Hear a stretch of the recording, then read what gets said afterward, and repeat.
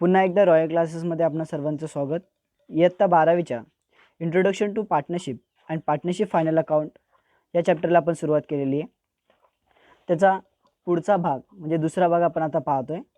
मागील भागामध्ये आपण meaning and definition of partnership पाहिली, त्यानंतर फीचर्स ऑफ पार्टनरशिप पण पाहिले, पार्टनरशिपची डीड काय असतं ते पाहिलं, कंटेंट ऑफ पार्टनरशिप डीड म्हणजे पार्टनरशिप डीडमध्ये काय कोणकोणत्या गोष्टींचा समावेश होतो त्या गोष्टी पाहिल्या, मेथड्स ऑफ कॅपिटल अकाउंट्स आणि प्रोफॉर्मा ऑफ फिक्स कॅपिटल मेथडचा आपण अभ्यास केलेला आहे.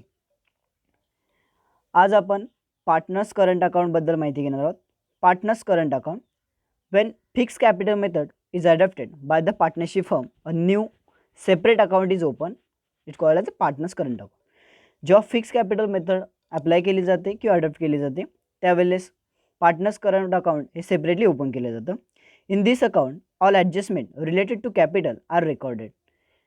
या अकाउंटमध्ये कॅपिटलच्या रिलेटेडच्या सर्व ॲडजस्टमेंट रेकॉर्ड केल्या जातात. पार्टनर्स करंट अकाउंट मे शो डेबिट और क्रेडिट बॅलन्स. पार्टनर्स करंट अकाउंटचा डेबिट किंवा क्रेडिट बॅलन्स असू शकतो. First, drawings made by the partner in the current accounting year. आता पार्टनर्स करंट अकाउंटमध्ये कोणकोणत्या गोष्टींचा समावेश होतो? Drawings made by the partners in the current accounting year, पार्टनर्सची ड्रॉइंग्स. त्यानंतर goods are in asset taken over by the partner. पार्टनरने घेतलेलं गुड्स किंवा एखादी asset. Interest on partners capital allowed by the firm. Interest on capital. त्यानंतर interest on partners drawing charge by the firm म्हणजे ड्रॉइंगच्या रिलेटेडचे adjustment. Salary, commission etcetera payable to partner. पार्टनरला जर का सॅलरी द्यायची असेल किंवा कमिशन द्यायचं असेल त्याच्या रिलेटेडची information. Distribution of profit or loss of the firm किंवा प्रॉफिट अँड लॉसचं डिस्ट्रीब्युशन. आता पार्टनर्स करंट अकाउंटचं प्रोफॉर्मा आपल्यासमोर आहे. त्यामध्ये पर्टिक्युलर्स, देन पार्टनर्सचे कॉलम्स एक्स, त्यानंतर वाय, त्यानंतर पुन्हा एकदा पर्टिक्युलर्स आणि क्रेडिट साईडला पुन्हा एकदा पार्टनर्सची नावं. यामध्ये आपल्याला जर क्रेडिट बॅलन्स असेल तर तो क्रेडिट साईडला आणि जर का डेबिट बॅलन्स असेल तर तो डेबिट साईडला. म्हणून by balance brought down credit balance as a आणि डेबिट साईडला टू बॅलन्स ब्रॉट डाऊन जर डेबिट बॅलन्स असेल तर. त्यानंतरच्या काही तरतुदी असतील तर for example interest on capital, salaries, commissions, profit and लॉसचं शेअर्स. पुन्हा एकदा डेबिट साईडला drawings, interest on drawings, profit and लॉसचे शेअर्स आणि एंडिंगला आपल्याला मिळून जातो पार्टनर्स करंट अकाउंटचा क्रेडिट बॅलन्स. त्याचबरोबर आपल्याला कॅरी फॉरवर्ड करण्यासाठी जी अमाऊंट असेल ती एंडिंगला डेबिट साईडला येऊ शकते ती किंवा क्रेडिट साईडला येऊ शकते. आता पार्टनर्स करंट अकाउंटमध्ये कोणकोणत्या एंट्रीज होतात? For example first, interest allowed on partners capital. पार्टनर्सच्या कॅपिटलवरचं interest. Interest on capital account debit to partners capital oblique current account. म्हणजेच पार्टनर्स करंट अकाउंटच्या क्रेडिट साईडला आपण जाऊन देणार by interest on capital account. Then second, profit and loss account debit to interest on capital account being interest on capital transfer to profit and loss account. आता interest on capital आपण profit and loss अकाउंटला transfer करतो आहे म्हणून profit and loss account debit to interest on capital account.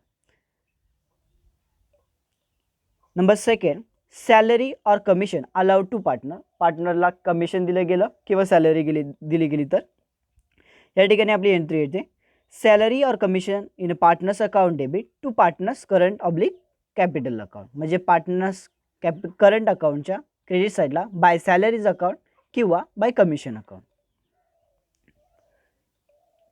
त्यानंतर पुढे profit and loss account debit to salaries oblique commission account being salary oblique commission transfer to profit and loss account. ती salary किंवा commission आपण profit and loss अकाउंटला transfer करत आहोत.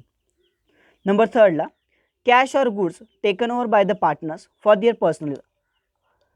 Cash किंवा goods पार्टनर्सने जर का पर्सनल यूजसाठी नेले तर त्याला आपण ड्रॉइंग्स बोलतो. म्हणून drawings account debit to cash or goods account being cash or goods withdraw for personal use.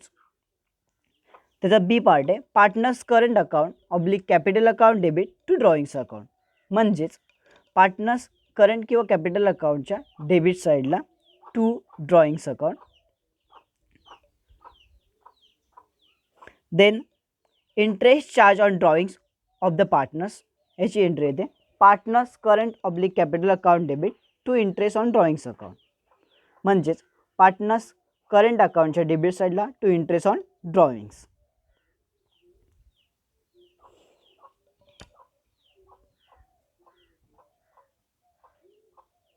या एंट्रीमध्ये interest charge on drawings of the partners यामध्ये आपण दोन पार्ट्स पाहणार आहेत. Partners current oblique capital account debit to interest on drawings account being interest charge on drawings हे first. Then second part interest on drawings account debit to profit and loss. आणि interest on ड्रॉइंग्सचा second effect हा आपल्या profit and loss अकाउंटला transfer होणार. Number fifth transfer of net profit. Net प्रॉफिटची जी amount असेल त्यासाठी profit and loss account debit to partners current account. Then number six distribution of net loss. जर लॉस असेल तर partners current oblique capital account debit to profit and loss account being loss adjusted to partners current oblique capital account. म्हणजे loss आपण adjust केलं. जसे partners current अकाउंटमध्ये एंट्रीजचे काही effect पडतात त्याचप्रमाणे त्याचे काही effects profit and loss account मध्ये पडतात. ज्यामध्ये इंटरेस्ट ऑन ड्रॉइंग्स असेल, इंटरेस्ट ऑन कॅपिटल असेल किंवा सॅलरी टू पार्टनर्स असेल किंवा कमिशन टू पार्टनर्स हे इफेक्ट आपल्याला प्रॉफिट अँड लॉसमध्ये ट्रान्सफर करावे लागतात. देन सेकंड मेथड आपण फर्स्ट फिक्स कॅपिटल मेथड पाहिली. आता सेकंड मेथड बघतोय फ्लक्च्युएटिंग कॅपिटल मेथड.